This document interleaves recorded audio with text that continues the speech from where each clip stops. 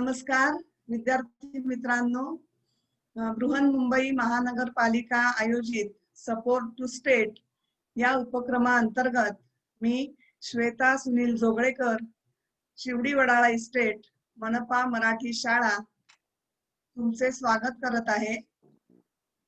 आज आपण सामान्य विज्ञानाचा पुढचा पाठ उष्णता बघणार आहोत। आपण आता पाठ सुरू करूया।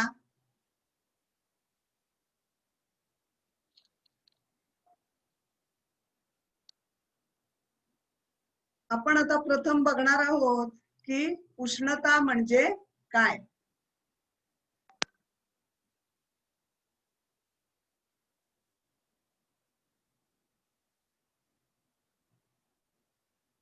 उष्णता हे ऊर्जेचे एक रूप आहे आणि ही ऊर्जा आपल्याला सूर्यापासून मिळते, बरोबर आहे की नाही। तुम्हाला सगळ्यांना माहिती आहे की आपल्याला उष्णता सूर्यापासून मिळते आणि सूर्य हा उष्णतेचा प्रमुख स्रोत आहे। आता आपण बघणार आहोत, यासाठी आपण एक प्रयोग करणार आहोत की उष्णता आपल्याला कशी मिळते। घर्षणापासून सुद्धा आपल्याला उष्णता मिळत असते। तर आपण एक आता याच्यासाठी प्रयोग करणार आहोत। बघा, आता तुम्ही पण सर्वांनी करा बरं। आपले दोन्ही तळ हात जर असे एकमेकांवर आपण घासले तर काय होतं मला सांगा। घासताय तुम्ही माझ्या बरोबर, तुम्ही पण कृती करायची आहे। दोन्ही तळ हात जर आपले एकमेकांवर घासले तर काय होतं बघा। हात गरम झाले का तुमचे? हात गरम झाले बघा, गालावरती ठेवा। गालावरती आपले हात ठेवल्यानंतर आपल्या हाताची उष्णता आपल्या गालांना लागते, म्हणजे काय होतं या ठिकाणी घर्षण आणि उष्णता निर्माण झालेली आहे। आता आपण इथे विविध घटना बघणार आहोत, एक एक चित्र बघणार आहोत आपण। मला सांगा या चित्रामध्ये काय दिसतंय तुम्हाला? कोण सांगू शकेल का मला? दूध वाहत आहे। दूध उकळत आहे, बरोबर आहे की नाही। गॅस सुरू केल्यानंतर खाली गॅस पेटलेला दिसतोय की नाही। गॅस पेटल्यानंतर ती उष्णता जी आहे ती भांड्यातील दुधाला लागली आहे आणि दूध उकळलेलं आहे। या ठिकाणी सुद्धा बघा गॅस चालू आहे आणि गॅसवरती काहीतरी पदार्थ शिजत आहे, म्हणजेच उष्णता दिल्यानंतर हे पदार्थ आपले शिजतात। ती भांडी जी असतात ठेवलेली ती उष्णतेमुळे गरम होतात आणि त्यामुळे त्याच्या आतला पदार्थ शिजतो। आता या ठिकाणी काय दिसत आहे? मुलींना ताप आलाय, ताप। बरोबर, ताप आलेला दिसतो आहे। कशावरनं समजलं रे तुम्हाला तिला ताप आलाय असं? कशावरनं समजलं? कशावरनं ओळखलं तुम्ही मुलीला ताप आलाय असं? ज्वरमापी तोंडात धरलेली आहे। अगदी बरोबर मॅडम, त्या मुलीच्या डोक्यावर हात आहे आणि तोंडात ते काहीतरी आहे। बरोबर, ताप मोजण्याची आहे ती, तिला म्हणतात तापमापी। शरीराचं तापमान मोजण्यासाठी तापमापी वापरतात आणि याच्यावरून आपल्याला कळलेलं आहे की त्या मुलीला ताप आलेला आहे। तर ताप आल्यानंतर काय होतं तर थंडी वाजल्यामुळे तिने अंगावरती पांघरून घेतलेलं आहे आणि तापमापीच्या साहाय्याने तिच्या शरीराचं तापमान किती आहे ते मोजताय। आता या चित्रात काय दिसतंय तुम्हाला? शेक घेतायत, शेकोटी करतायत, शेकोटी। बरोबर बरोबर, थंडी पडलेली आहे आणि थंडीमध्ये सगळे शेकोटी करून शेक घेत आहेत। आता इथे बघा या ग्लास मध्ये काय दिसत आहे? चम्मच। चम्मच आहे, बरोबर। आणि ग्लास मध्ये थंड पदार्थ ठेवलेला दिसतो आहे आणि थंड पदार्थ ग्लास मध्ये ठेवल्यामुळे त्या ग्लासच्या बाहेर जे आहे ते असे बाष्पाचे कणकण आहेत। आणि आता शेवटच्या चित्रात काय दिसतंय? गाय पाण्यात आहे। पाण्यात आहे, बरोबर, अगदी बरोबर। पाण्यात का बरं बसली असेल ती? थंड घ्यायला. हा थंड बरोबर बरोबर. दुपारच्या वेळी काय होतं, उन्हामध्ये त्यांचं अंग तापतं, तिचा रंग काळा आहे की नाही, काळ्या रंगावरून काय होतं, आपले जे सूर्याचे किरण जे पडतात ते परावर्तित होत नाहीत, त्याच्यामुळे त्यांना उन्हाच्या वेळी खूप त्रास होतो. म्हणून उन्हाच्या वेळामध्ये गाई म्हशी वगैरे ज्या असतात त्या पाण्यामध्ये डुबायला जातात. आता बघा, आपल्याला ताप येतो म्हणजे काय होतं, तर शरीरामध्ये जंतू संसर्ग जेव्हा होतो तेव्हा त्या जंतूंचा नाश करण्यासाठी शरीराचं तापमान वाढवणारी यंत्रणा आपल्या शरीरामध्ये अस्तित्वात असते, ती कार्यरत होते आणि त्यामुळे आपल्या शरीराचं तापमान वाढतं. पुढे बघा, आता मगाशीच मी सांगितलं तुम्हाला, सूर्याचे किरण या त्यांच्या पाठीवरती अंगावरती पडल्यामुळे ते परावर्तित न होता ते शोषून घेतले जातात काळ्या रंगामध्ये, त्याच्यामुळे त्यांना उष्णतेचा अधिक त्रास होतो. आणि म्हणून गाई म्हशी वगैरे उन्हाळ्याच्या दिवसामध्ये उन्हाच्या वेळी पाण्यामध्ये जायला बघतात, पाण्यामध्ये डुंबतात किंवा चिखलामध्ये सुद्धा जातात, की जेणेकरून त्यांच्या शरीराला थंडावा मिळेल. आता पुढे आपण बघणार आहोत, बघा इथे काय दिसतो आहे, परत ग्लास मध्ये बर्फ बर्फ बर्फ आहे. बर्फ. अगदी बरोबर, ग्लास मध्ये बर्फ आहे आणि ग्लासच्या बाहेर दिसतंय तुम्हाला कणकण, हो कसले हो दिसतायत ते, थेंब थेंब दिसतायत की नाही, हो दिसतायत ना. तर आता काय होतं बघा, ग्लास मध्ये बर्फाचे खडे ठेवल्यामुळे ग्लास भोवती असलेले जी हवा आहे तिला थंडावा मिळतो आणि हवेमध्ये बाष्पाच्या रूपात असलेल्या पाण्याला थंडावा मिळाला की विशिष्ट तापमानाला त्याचे संगनन होते आणि त्यामुळे बाष्पाचे पाण्यात रूपांतर होते आणि हे पाणी सूक्ष्म थेंबांच्या रूपामध्ये ग्लासच्या बाहेरच्या पृष्ठभागावर जमा होते. आता ही सगळी उष्णतेची आपण विविध प्रकार, उष्णतेचे विविध प्रकार आपण बघितले. स्वयंपाकासाठी उष्णता ऊर्जेचा उपयोग होतो. तर ह्या सर्व उष्णतेचा प्रमुख स्रोत जो आहे तो पृथ्वीवरील सगळ्यात महत्वाचा स्रोत जो आहे तो म्हणजे आपला सूर्य. सूर्यापासून आपल्याला उष्णता मिळते. या उष्णतेमुळे, सूर्याच्या उष्णतेमुळे आपण आपले कपडे वाळवतो आणि धान्य सुकवतो. बघा इथे कपडे वाळत घातलेले दिसत आहेत आणि एक माणूस आहे तो धान्य सुकत घालतो आहे. तर हे सूर्याच्या उष्णतेमुळे, सूर्याच्या उष्णता ऊर्जेमुळे हे धान्य सुकतं आणि कपडे सुद्धा सुकतात. त्यानंतर सूर्याच्या ऊर्जेचा उपयोग कशासाठी होतो, झाडांची वाढ होण्यासाठी उष्णतेचा वापर होतो. तुम्हाला माहिती आहे सगळ्यांना की सूर्यप्रकाशामध्ये हरितद्रव्याच्या साहाय्याने वनस्पती आपलं अन्न तयार करतात, त्याच्यामुळे झाडांसाठी त्यांची वाढ होण्यासाठी, अन्न तयार करण्यासाठी सुद्धा सूर्याच्या ऊर्जेचा, उष्णतेचा वापर होतो. त्यानंतर सूर्याच्या उष्णतेमुळे जलचक्राच्या माध्यमातून पाऊस पडतो. आता इथे बघा हे चित्र दिसतंय तुम्हाला, पहिलं चित्र वरचं दिसत आहे, तिथे पाऊस पडतोय आणि हे जे खालचं चित्र आहे हे जलचक्राचं चित्र आहे. जलचक्र तर तुम्हाला माहिती आहे की पाण्याची वाफ होते, हो की नाही, ती हलकी होऊन वरती जाते आणि मग तिला थंड हवा लागली की परत पाण्याच्या रूपामध्ये, पावसाच्या रूपामध्ये ती परत जमिनीवर येते. अशा पद्धतीने हे जलचक्र सुरू असतं आणि या जलचक्राच्या माध्यमातून सूर्याची उष्णता मिळाली की आपल्याला पाऊस पडतो जलचक्राच्या माध्यमातून. पुढे बघणार आहोत आपण उष्णता ऊर्जा म्हणजे काय. बघा आता इथे सूर्य आहे, आपण बघितलं ऊर्जेचा प्रमुख स्रोत जो आहे तो सूर्य आहे. सूर्यापासून आपल्या पृथ्वीला उष्णता मिळते. त्यामुळे पृथ्वीवरील वातावरणाचे तापमान सजीव सृष्टीस अनुकूल असे राखले जाते. आपण आपल्या पृथ्वीवरती सजीव सृष्टी आहे, तर वातावरणाचं तापमान आपल्या सजीव सृष्टीला अनुकूल असं राखलं जातं. कशामुळे, सूर्याच्या उष्णतेमुळे. इंधनाच्या ज्वलनाने उष्णतेची निर्मिती होते. आपण बघितलं की स्वयंपाकघरामध्ये आपण इंधनाचं ज्वलन करतो आणि त्यावरती उष्णता निर्माण करून आपण आपलं अन्न शिजवतो. स्वयंपाकघरात उष्णता ऊर्जेचा सतत वापर होतो. उष्णता हे ऊर्जेचे एक रूप आहे आणि सूर्यप्रकाशामध्ये उष्णता ऊर्जा असते. समजलं तुम्हाला? उष्णता ऊर्जा याबद्दलची ही माहिती तुमच्या लक्षात आली असेल की उष्णता ऊर्जेचा प्रमुख स्रोत हा सूर्य आहे. त्याच्यानंतर पृथ्वीवरील वातावरणाचे तापमान उष्णतेमुळे, सूर्याच्या उष्णतेमुळे अनुकूल राखलं जातं.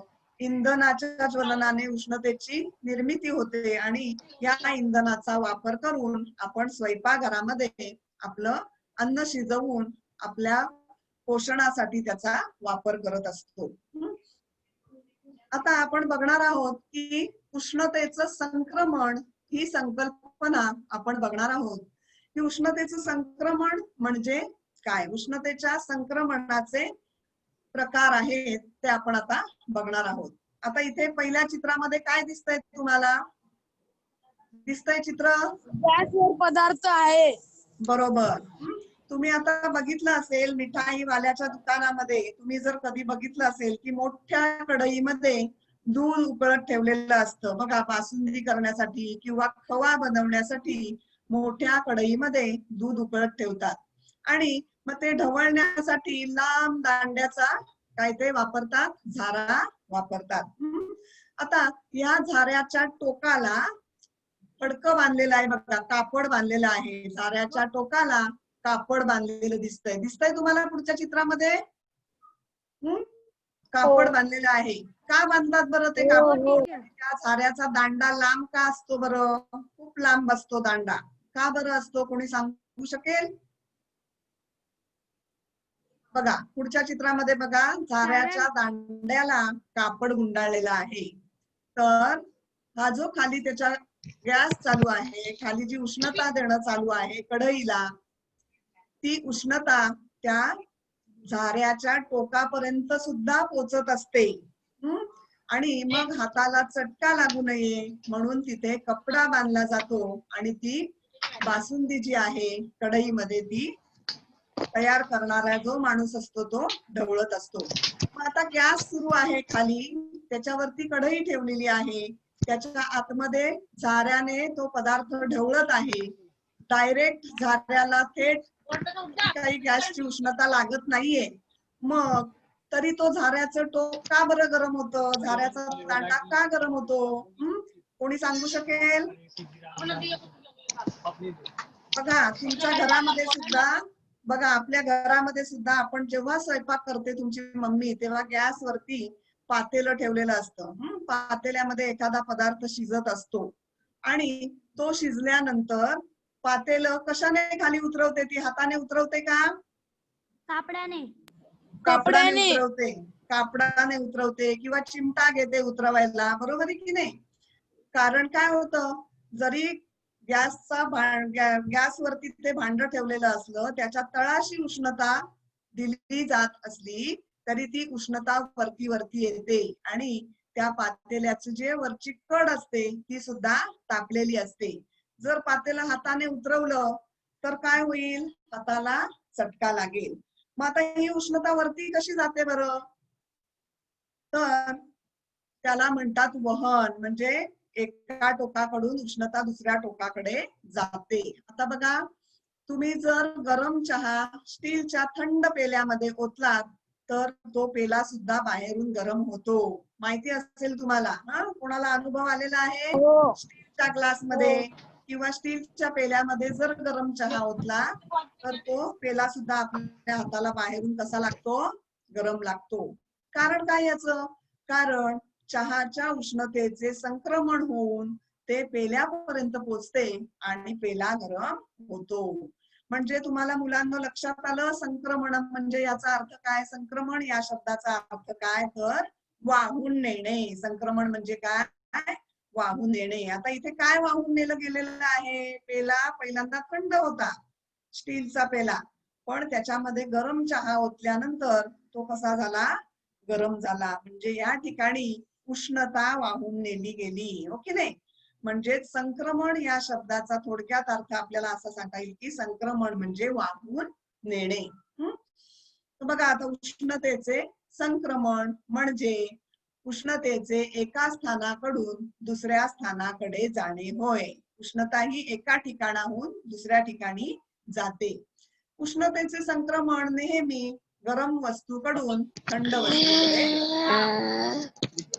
बघा आता इथे ग्लास मध्ये दूध ठेवलेला आहे आणि तो ग्लास थंड पाण्यामध्ये ठेवलेला आहे. दिसतंय तुम्हाला? ग्लास मध्ये दूध ठेवलेला आहे आणि तो ग्लास बाहेरून आपल्याला पकडता येत नाहीये, तो आपल्याला गार करायचा आहे म्हणून ते थंड पाण्यामध्ये ठेवलेलं आहे. आता ग्लास मधलं दूध गरम आहे, बाहेरच्या पातेल्यातलं पाणी थंड आहे. मग काय होतं तर ग्लास मधलं दूध जे आहे ते थोड्या वेळाने थंड होतं आणि बाहेरच्या पातेल्यातलं पाणी जे आहे ते थोड्या वेळाने कोमट होतं. अगदी गरम नाही होत पण कोमट होतं.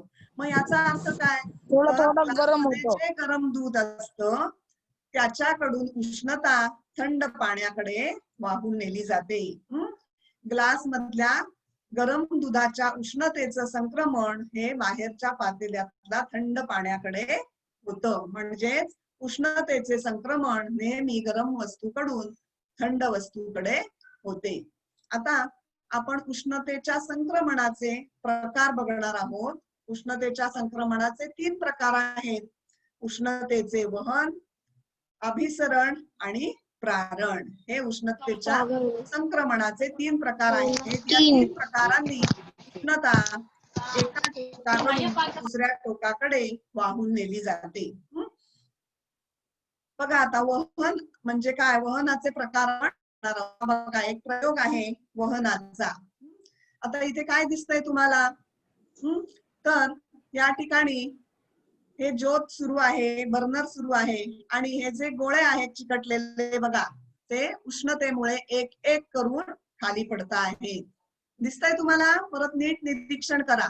त्याला ते आता बघा तो उष्णता देतो आहे. त्याचा हात लांब आहे बघा. एक गोळा दुसरा पडला, तिसरा पडला, चौथा पडला आणि 5वा पडला. म्हणजे ज्योतीच्या टोकाकडून जे जवळ असेल तो गोळा पहिला पडतो आणि लांब असेल तो नंतर पडतो. हळूहळू हळू करून सर्व गोळे पडत जातात. म्हणजेच उष्णता जी आहे ती या टोकापासून त्या टोकापर्यंत वाहून नेली जाते.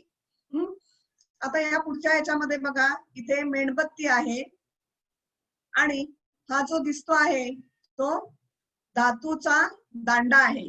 धातूच्या दांड्याच्या टोकाला उष्णता दिली जाते आहे.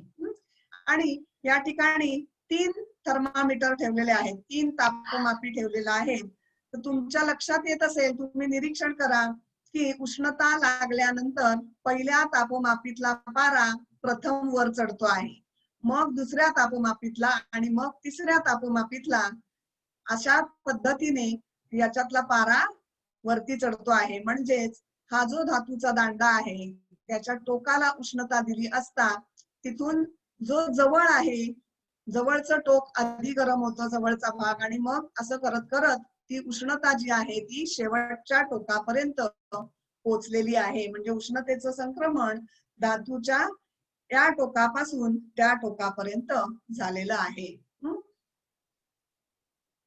बघा, पदार्थाच्या उष्ण भागाकडून थंड भागाकडे होणाऱ्या उष्णतेच्या संक्रमणास उष्णतेचे वहन असे म्हणतात. पदार्थाच्या उष्ण भागाकडून म्हणजे जो गरम भाग असतो त्या गरम भागाकडून थंड भागाकडे जी उष्णता वाहून नेली जाते त्याला उष्णतेचे संक्रमण उष्णतेचे वहन असे म्हणतात. उष्णतेचे पदार्थातील वहन हे त्या पदार्थाच्या गुणधर्मावर अवलंबून असते. आता जे धातू असतात तर वेगवेगळ्या धातूंची उष्णता वाहून नेण्याची क्षमता जी असते ती वेगवेगळी असते. तांब्याचा दांडा तुम्ही घेतलात, लोखंडाचा घेतलात तर प्रत्येक धातूची जी क्षमता असते उष्णता वाहून नेण्याची ती वेगवेगळी असते. म्हणजे त्या पदार्थाचा जो गुणधर्म असतो त्या गुणधर्मावर उष्णतेचे वहन अवलंबून असते. काही धातूंमधून उष्णता एकदम पटकन वाहून नेली जाते, तर काही धातूंमधून उष्णता वाहून न्यायला थोडासा वेळ लागतो. उष्णतेचे वहन हे नेहमी स्थायीरूप पदार्थांमधूनच होते, म्हणजेच उष्णतेच्या वहनाला माध्यमाची आवश्यकता असते. कुठचं माध्यम आहे या ठिकाणी? उष्णता वाहून कशातून नेली जाते? तुम्ही स्वयंपाकघरामध्ये आपण बघतो की आपण स्टीलचं पातेलं ठेवतो किंवा कढई ठेवतो लोखंडाची, तर या ठिकाणी लोखंड किंवा स्टील हे काय असतं? माध्यम आहे. हे धातुरूप पदार्थ, स्थायीरूप पदार्थ आहेत आणि त्याच्यातून उष्णता वाहून नेली जाते, म्हणजे हे माध्यम आहे. उष्णताच्या वहनाला माध्यमाची आवश्यकता असते. आता आपण बघणार आहोत उष्णतेचे अभिसरण म्हणजे काय. बघा, चित्र दिसतंय तुम्हाला? उष्णतेचे अभिसरण. आपण जेव्हा पाणी तापत ठेवतो गॅसवरती, तुम्ही जर नीट निरीक्षण केलं असेल तर पाणी तापत ठेवल्यानंतर पहिल्यांदा खालचं पाणी गरम होतं, तळाचं पाणी काय होतं? गरम होतं पहिल्यांदा, आणि मग ते बुडबुड्याच्या रूपाने वरती येतं आणि वरचं पाणी खाली येतं. असं का होतं? तर तळाचं पाणी जेव्हा गरम होतं तेव्हा त्या पाण्याची घनता कमी होते आणि ते घनता कमी झालेलं जे पाणी आहे ते वर जातं आणि वरचं जास्त घनतेचं पाणी खाली येतं आणि अशी प्रक्रिया सतत चालू असते आणि मग एका क्षणाला काय होतं? पूर्ण पातेल्यातलं संपूर्ण पाणी जे असतं ते गरम होतं. आता इथे आपण दुसरा प्रयोग बघणार आहोत. बघा, याच्यावर तुम्हाला जास्त चांगलं कळेल की एका या याच्या काचेच्या ग्लास मध्ये, बल्ब मध्ये पाणी घेतलेलं आहे आणि त्या पाण्यामध्ये पोटॅशियम परमॅंगनेटचे कण टाकलेले आहेत आणि त्या बल्बला आपण उष्णता दिली असता, बघा ते पोटॅशियम परमॅंगनेटचे कण असल्यामुळे आपल्या लक्षात येत आहे की ते खालचे कण कसे जात आहेत? वर जात आहेत आणि वरचे कण खाली येत आहेत. आणि अशा प्रकारे हे सर्कल जेव्हा सगळं सायकल पूर्ण होतं तेव्हा एका क्षणाला काय होतं की त्या बल्ब मधलं जे पाणी आहे ते संपूर्णपणे उकळलेलं असतं. तळाला जेव्हा आपण उष्णता देतो तेव्हा तिथल्या पाण्याची घनता कमी होऊन ते पाणी वरती जातं. कळतंय तुम्हाला? हे प्रयोग समजतोय? समजतोय का तुम्हाला? बघा बरं, हे कणकण आहेत ते वरती जात आहेत आणि वरचे कण कसे येत आहेत? खाली येत आहेत. आता प्रवाहाद्वारे होणाऱ्या उष्णतेच्या संक्रमणास उष्णतेचे अभिसरण असे म्हणतात. अभिसरण हा प्रकार आपण बघितला की खालचं गरम झालेलं पाणी वर जातं आणि वरचं थंड झालेलं खाली येतं, म्हणजे हा काय आहे? पाण्याचा प्रवाह आहे. प्रवाहातून उष्णता वाहून नेली जाते. आणि अभिसरण हे द्रव आणि वायुरूप पदार्थांमध्येच होऊ शकते. स्थायीरूप पदार्थामध्ये उष्णतेचं अभिसरण होत नाही, कारण स्थायीरूप पदार्थामध्ये प्रवाह असतो का? स्थायीरूप पदार्थ प्रवाहित होऊ शकतात का? सांगा बरं मला. होऊ शकतात? स्थायीरूप पदार्थ वाहतात का पाण्यासारखे? नाही वाहत ना. त्याच्यामुळे स्थायीरूप पदार्थामध्ये अभिसरणाद्वारे उष्णता वाहून नेली जात नाही. अभिसरण हे फक्त द्रव आणि वायुरूप पदार्थांमध्येच होऊ शकतं. अभिसरणाला सुद्धा माध्यमाची आवश्यकता असते. या ठिकाणी काय माध्यम आहे? दोन प्रयोग आपण बघितले. याच्यामध्ये पाणी या माध्यमातून उष्णतेचं अभिसरण झालेलं आहे. हा बघा, आता प्रयोग काय दिसतंय तुम्हाला? साप आणि मेणबत्ती. हा, आता खाली मेणबत्ती आहे, ती पेटलेली आहे, बरोबर आहे? आता या ठिकाणी उष्णतेचं अभिसरण आहे, उष्णता वाहून नेली जाते आहे. ते मेणबत्तीच्या खालच्या टोकापासून तो जो साप टांगलेला आहे त्याच्या वरच्या टोकापर्यंत ती उष्णता वाहून नेली जाते आहे. आता हे अभिसरण आहे. आता याच्यासाठी माध्यम कोणतं आहे सांगू शकाल तुम्ही? कोणतं माध्यम आहे या ठिकाणी? या ठिकाणी हवा हे माध्यम आहे. इथे आता तुम्हाला पाणी, द्रव पदार्थ दिसतोय का काही? आपण मगाशी बघितलं की उष्णतेचं अभिसरण आहे हे द्रव पदार्थातून किंवा वायूंमधूनच होतं. स्थायू पदार्थांमधून उष्णतेचं अभिसरण होत नाही. आता आपण मगाशी द्रवामधलं अभिसरण बघितलं, आता हे आहे वायूंमधनं होणारं अभिसरण. बघा, ही जी हवा आहे आजूबाजूला, त्या हवेमधून उष्णता वाहून नेली जाते आहे, उष्णतेचं अभिसरण होत आहे. आता काय होतंय बघा, की जिथे मेणबत्ती पेटवलेली आहे त्या खालच्या भागातली हवा तापली की तिची घनता कमी होऊन ती वरती जाते आहे आणि वरची हवा खाली येते आहे. आणि हे असं सतत सुरू असल्यामुळे तो जो साप आहे सर्पिल, त्याचा जो आकार आहे नागमोडी, तो त्या अभिसरणामुळे तो सतत फिरत राहिलेला आहे. आता पदार्थाची घनता आणि अभिसरण यांच्यामध्ये काय संबंध आहे तो आपण पाहूया. या ठिकाणी एक प्रयोग केलेला आहे. या प्रयोगामध्ये ही जी परीक्षा नळी आहे त्याच्यामध्ये पाणी भरलेलं आहे आणि खाली जो दिसतो आहे काळ्या रंगाचा तुम्हाला, तो जाळीमध्ये एक बर्फाचा खडा गुंडाळून त्या पाण्यामधून तो परीक्षा नळीच्या आतमध्ये तळाशी टाकलेला आहे.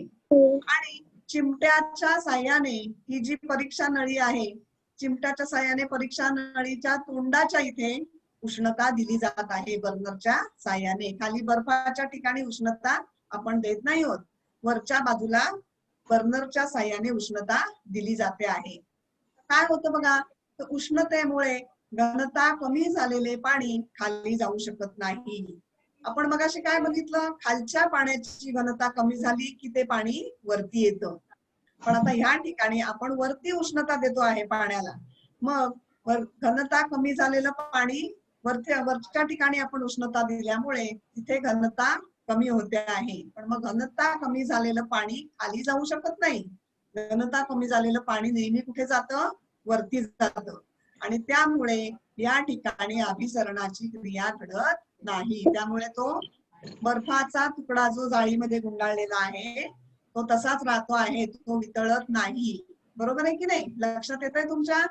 पाण्याच्या परीक्षा नळीच्या टोकाला आपण उष्णता देतो आहे. परीक्षा नळीमध्ये जे पाणी आहे त्याच्या टोकाला आपण उष्णता देतोय आणि त्यामुळे उष्णतेमुळे काय झालेले आहे, तिथल्या बाजूची, तिथल्या ठिकाणची घनता कमी झालेली आहे पाण्याची आणि घनता कमी झालेलं पाणी हे खाली जाऊ शकत नाही. त्यामुळे या प्रयोगामध्ये अभिसरण क्रिया घडत नाही. आता आपण तिसरा प्रकार बघणार आहोत, तो म्हणजे उष्णतेचे प्रारण. प्रारण म्हणजे काय हे आपण पाहणार आहोत. कसलं चित्र दिसतंय तुम्हाला मुलांनो? दिसतंय का चित्र? काय करतायत ती माणसं?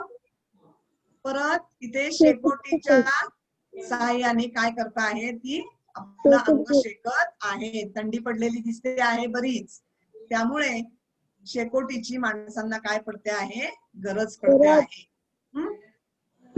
त्यांना शेकोटीपासून ऊब मिळते की नाही? तुम्ही कधी बसलायत शेकोटीशी शेकायला? बसलात ना? शेकोटीशी आपण बसलं की आपल्या शरीराला ऊब मिळते.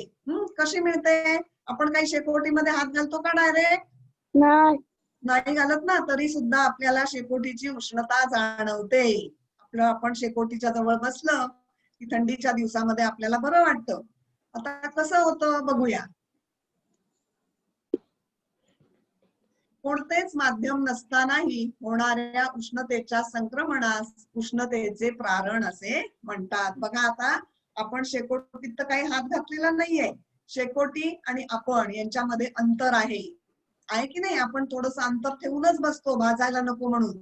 तर शेकोटी आणि आपण याच्यामध्ये अंतर आहे, याच्यामध्ये कोणतंही माध्यम नाहीये, तरी सुद्धा आपल्याला शेकोटीची उष्णता आपल्या शरीराला जाणवते. म्हणजेच कोणतेच माध्यम नसतानाही होणाऱ्या उष्णतेच्या संक्रमणाला उष्णतेचे प्रारण असे म्हणतात. तर उष्णतेचे प्रारण होत असताना ही प्रारणे जेव्हा एखाद्या वस्तूवर पडतात तेव्हा उष्णतेचा काही भाग हा वस्तूकडून शोषून घेतला जातो. उष्णतेचं प्रारण जेव्हा होतं तेव्हा ज्या वस्तूवरती उष्णता पडते तेव्हा उष्णतेचा काही भाग हा त्या वस्तूकडून शोषून घेतला जातो, तर काही भाग परावर्तित केला जातो. एखाद्या पदार्थाची उष्णतेची प्रारणे शोषून घेण्याची क्षमता ही त्याच्या रंगावर तसेच त्याच्या अंगभूत गुणधर्मांवर अवलंबून असते. बघा आता उष्णता जेव्हा एखाद्या वस्तूवर पडते तेव्हा त्याच्यातला काही भाग ती वस्तू शोषून घेते आणि काही भाग त्यातून परावर्तित केला जातो. तर आता किती भाग परावर्तित केला जातो, किती भाग शोषून घेतला जातो, तर हा प्रत्येक जो पदार्थ असतो त्याच्यावरती, त्याच्या रंगावर किंवा त्याच्या जे गुणधर्म असतात, अंगभूत गुणधर्म असतात, त्याच्यावरती ते अवलंबून असतं. बघा आता इथे काय दिसत आहे, सूर्य आहे. सूर्याचे किरण जे आहेत ते कुठे पडत आहेत, पृथ्वीवर पडतायत. बघा आता सूर्य आणि पृथ्वी यांच्यामध्ये कुठचंही माध्यम नसतं, वातावरण नसतं. पृथ्वीवरती वातावरण आहे, पण सूर्य आणि पृथ्वी यांच्यामध्ये कोणतंही वातावरण नसतं, कोणतंही माध्यम नसतं. तरी सुद्धा सूर्याची किरणं आपल्या पृथ्वीवरती येऊन पोचतात. सूर्यापासून आपल्याला उष्णता मिळते. तर सूर्यापासून आपल्याला ही जी उष्णता मिळते ती प्रारणामुळे मिळते. उष्णतेचे प्रारण या गुणधर्मामुळे आपल्याला, गुणधर्मापासून आपल्याला सूर्यापासून पृथ्वीवर उष्णता मिळते. बघा आता इथे सुद्धा तेच आहे, शेकोटी आहे पेटवलेली, शेकोटी, आणि हे काय करत आहेत, शेक घेत आहेत. हात आणि शेकोटी याच्यामध्ये काय आहे, पुरेसं अंतर आहे की नाही, त्याच्यामध्ये कुठचंही माध्यम नाहीये. शेकोटी आणि हात याच्यामध्ये कुठचंही माध्यम नाहीये, तरी सुद्धा हाताला उष्णता लागते आहे शेकोटीची. याचा अर्थ या आपल्या हातांना, आपल्या शरीराला शेकोटीपासून उष्णता जी मिळते ती प्रारणामधून मिळते. म्हणजेच प्रारण होण्यासाठी माध्यमाची आवश्यकता नसते. आता बघा विज्ञानाची किमया आहे की निसर्गातील अनेक वस्तू, उदाहरणार्थ झाडे, डोंगर, दगडगोटे, रस्ते यांच्यापासून उष्णतेचे प्रारण होत असते. या प्रारणांचा वापर करून रात्रीच्या वेळी आजूबाजूचा परिसर दिसू शकेल असा कॅमेरा विकसित झालेला आहे आणि त्याला अवरक्त कॅमेरा असे म्हणतात. अशा कॅमेऱ्याचा वापर करून रात्रीच्या वेळी शत्रूच्या हालचालींवर नजर ठेवता येते. बघा आता मी तुम्हाला मगाशीच सांगितलं की प्रारण होत असताना उष्णता ज्या वस्तूवर पडते त्या वस्तूवरती काही भाग त्याचा परावर्तित होतो आणि काही भाग शोषून घेतला जातो. तर आपल्या निसर्गामध्ये अशा अनेक प्रकारच्या वस्तू आहेत, उदाहरणार्थ डोंगर आहे, दगडगोटे, रस्ते वगैरे, हे जे अनेक वस्तू आहेत त्याच्यावरती जेव्हा उष्णता पडते तेव्हा त्या उष्णतेचे प्रारण होते. म्हणजे त्याच्यातील काही उष्णता ही शोषून घेतली जाते, तर काही उष्णता परावर्तित होते, म्हणजे परत फेकली जाते. परावर्तित होणे म्हणजे काय, परत फेकले जाणे. ते किरण जे येतात ते परत फेकले जातात. तर या प्रारणांचा वापर करून रात्रीच्या वेळी आजूबाजूचा परिसर दिसू शकेल असा कॅमेरा एक विकसित झालेला आहे. त्याला अवरक्त कॅमेरा असे म्हणतात. या कॅमेराचा वापर करून रात्रीच्या वेळी शत्रूच्या हालचालींवर नजर ठेवता येते. बघा आता उष्णतेचे प्रारण होत असताना ही प्रारणे जेव्हा एखाद्या वस्तूवर पडतात तेव्हा उष्णतेचा काही भाग हा वस्तूकडून शोषून घेतला जातो, तर काही भाग परावर्तित केला जातो. एखाद्या पदार्थाची प्रारणे शोषून घेण्याची क्षमता त्याच्या रंगांवर तसेच अंगभूत गुणांवर अवलंबून असते. मगाशीच तुम्हाला सांगितलं मी. तर म्हणून बघा मुलांनो, उन्हामध्ये फिरताना पांढऱ्या रंगाची टोपी घालतात, शक्यतो घालतात की नाही, किंवा पांढरं फडकं गुंडाळून उन्हामधनं जर आपल्याला चालायचं असेल तर डोक्यावरती पांढरी टोपी घातली किंवा पांढऱ्या कपड्यांनी जर आपलं डोकं आपण झाकून घेतलं तर आपल्याला उन्हाचा जास्त त्रास जाणवत नाही. याचं कारण काय आहे, तर पांढऱ्या रंगामध्ये प्रारणे कमी शोषली जातात. सूर्याचे जे किरण असतात ते पांढऱ्या रंगामध्ये कमी शोषून घेतले जातात, तर उष्णतेचं परावर्तन जे आहे, उष्णता बाहेर फेकली जाते जास्त प्रमाणामध्ये. म्हणून उन्हामध्ये फिरताना पांढरी टोपी किंवा पांढऱ्या रंगाचा कपडा आपण डोक्यावर बांधला तर आपल्याला त्रास कमी होतो. कारण काय बघा मित्रांनो, आपले केस काळे असतात की नाही, तर काळ्या रंगामध्ये प्रारणे जास्त शोषली जातात. आणि मगाशी सांगितलं तसं म्हशींचा रंग सुद्धा काळा असल्यामुळे त्यांच्यामध्ये जे उष्णता जी आहे ती प्रारण जी आहे ती शोषून घेतली जातात आणि परावर्तन कमी प्रमाणात होतं काळ्या रंगामध्ये. आणि पांढऱ्या रंगामध्ये त्याच्या उलट आहे की प्रारणे कमी शोषली जातात आणि उष्णतेचे परावर्तन हे जास्त प्रमाणात होते. आणि म्हणून आपण उन्हात फिरताना पांढरी टोपी किंवा पांढरा कपडा डोक्याला बांधतो. मग अशी आपण अवरक्त कॅमेरा याची माहिती आपण बघितली. तर आता हे बघा, हा आहे अवरक्त कॅमेरा. अशा पद्धतीने अवरक्त वरून अशा प्रकारचे फोटो काढले जातात आणि रात्रीच्या वेळेस त्याचा शत्रूंच्या हालचालीवरती, सैनिकांना शत्रूंच्या हालचालीवरती नजर ठेवण्यासाठी या कॅमेऱ्यांचा वापर केला जातो. सांगितलं मगाशी तुम्हाला त्याचं तत्व कशावर आधारित आहे, तर उष्णतेचं प्रारण आहे ती प्रारणे शोषली जातात आणि परावर्तित होतात. काही वस्तूंवरून कमी जास्त प्रमाणात शोषली जातात आणि परावर्तित होतात आणि याचा वापर करून त्याच्या गुणधर्माचा, या तत्वाचा वापर करून अवरक्त कॅमेरा तयार केलेला आहे. अवरक्त कॅमेऱ्याचा उपयोग बघा, इथे दिसतंय तुम्हाला सैनिक आहेत की नाही. या सैनिकांना या अवरक्त कॅमेऱ्याचा उपयोग करून शत्रूंच्या हालचालींवर नजर ठेवता येते.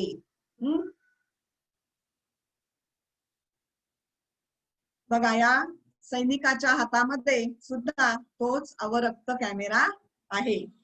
शत्रूची हालचाल आहे, शत्रू पलीकडच्या ठिकाणी कुठे हालचाल करतो आहे, काय त्याची शत्रूची काय हेतू आहे, कसा तो आपल्यावर हल्ला करणार आहे की काय आहे, याचा अंदाज घेण्यासाठी या अवरक्त कॅमेऱ्याचा वापर केला जातो. त्याचप्रमाणे बघा, या आता अवरक्त कॅमेऱ्याद्वारे बघा अशा प्रकारची छान फोटोग्राफी सुद्धा करता येते. बघा किती सुंदर दिसतंय की नाही हे चित्र. फोटो, असे सुंदर सुंदर फोटो सुद्धा आपल्याला अवरक्त कॅमेऱ्याच्या साहाय्याने काढता येतात. बघा, जी प्रारणं आहेत उष्णतेची, प्रारणं जी काही शोषली जातात तर काही प्रारणं परावर्तित केली जातात आणि याचा वापर करून आपल्याला ही अशी सुंदर फोटोग्राफी करता येते.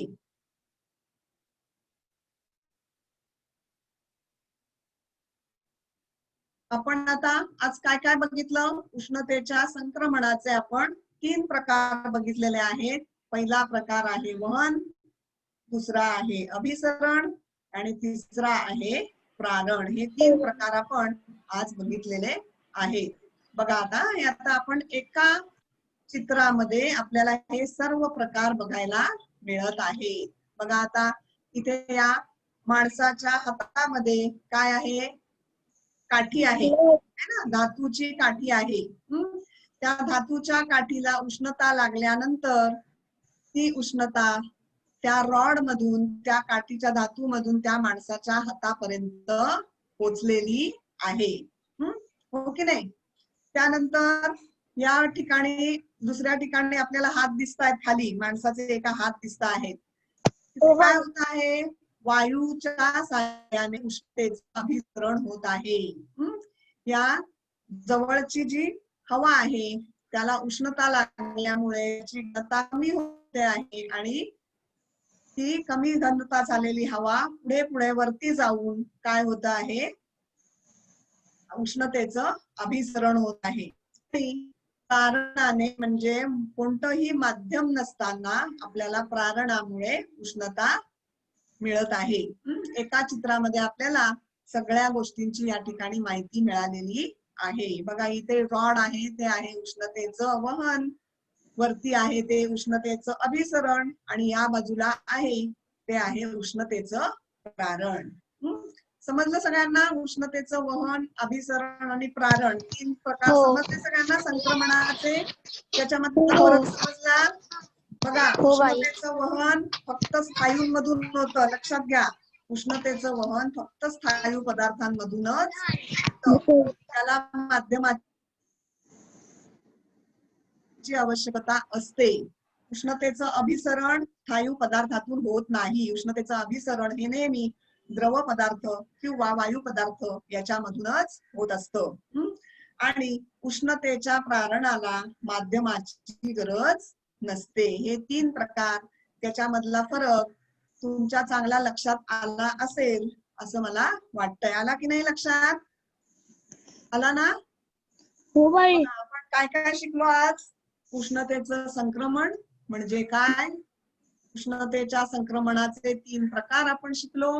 वहन, अभिसरण आणि प्रारण. त्याच्यानंतर घनता आणि अभिसरण याच्यामधला संबंध आपण बघितला. बरोबर आहे की नाही? काय बघितला आपण संबंध घनता आणि अभिसरण याच्यातला? सांगू शकेल कोणी? बरं मी सांगते. जेव्हा घनता कमी होते पाण्याची किंवा वायूची, द्रवाची किंवा वायूची घनता जेव्हा कमी होते तेव्हा ते वर वाहून नेलं जातं. आणि घनता कमी झालेली घनता ही खाली येऊ शकत, कमी घनता असलेलं पाणी हे खाली येऊ शकत नाही. हा घनता आणि अभिसरण यांच्यामधला संबंध आहे. त्याच्यामुळे जेव्हा घनता कमी होते आणि तो द्रव वर जातो तेव्हाच अभिसरण घडतं. आणि आपण बघितलेलं आहे अवरक्त कॅमेरा म्हणजे काय आणि त्याचे उपयोग काय आहेत, कशासाठी त्याचा वापर केला जातो, या गोष्टी, एवढ्या गोष्टी आपण आज आपल्या या पाठामधून शिकलेलो आहोत. आता आपल्याला याच्यावरचा स्वाध्याय सोडवायचा आहे. तर मला सांगा प्रश्न कोण वाचेल? पहिला प्रश्न वाचा बरं. कोण वाचतंय? मीच वाचू? उष्णतेचे संक्रमण म्हणजे काय? बरोबर. आता कोण उत्तर सांगा बरं एखाद्याने. तुम्हाला समजलंय की नाही बघूया. संक्रमण या शब्दाचा अर्थ काय आहे?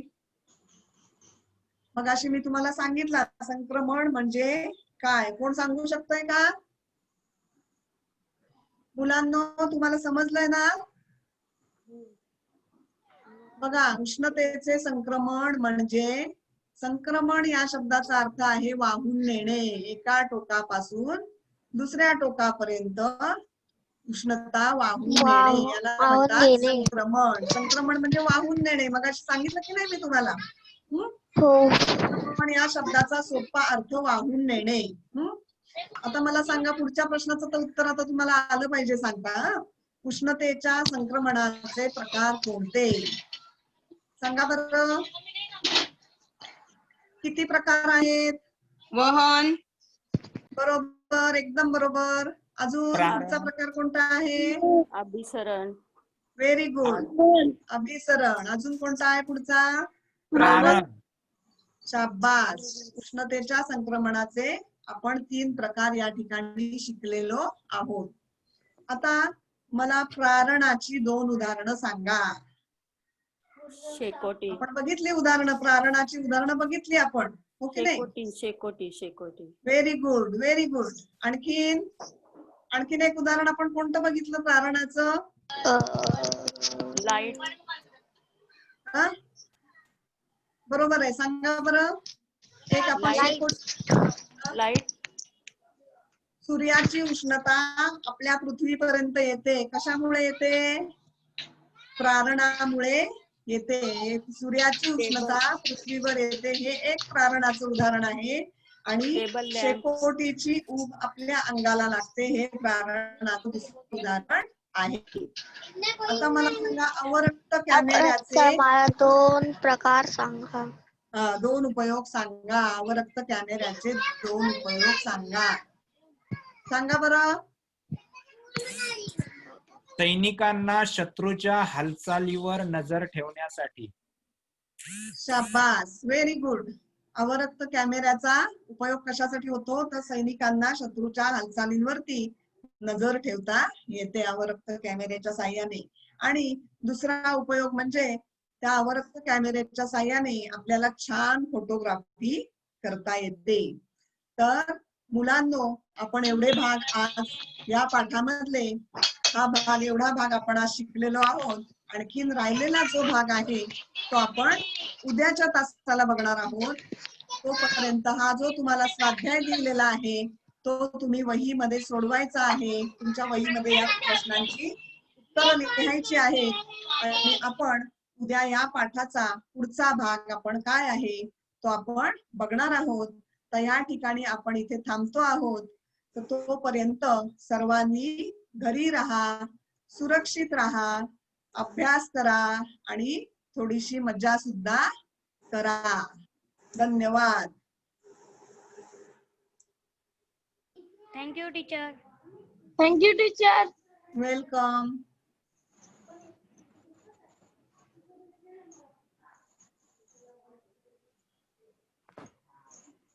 आज सायन्स आहे. झालं ना तुझे? बघ, सोडून दिलं मी.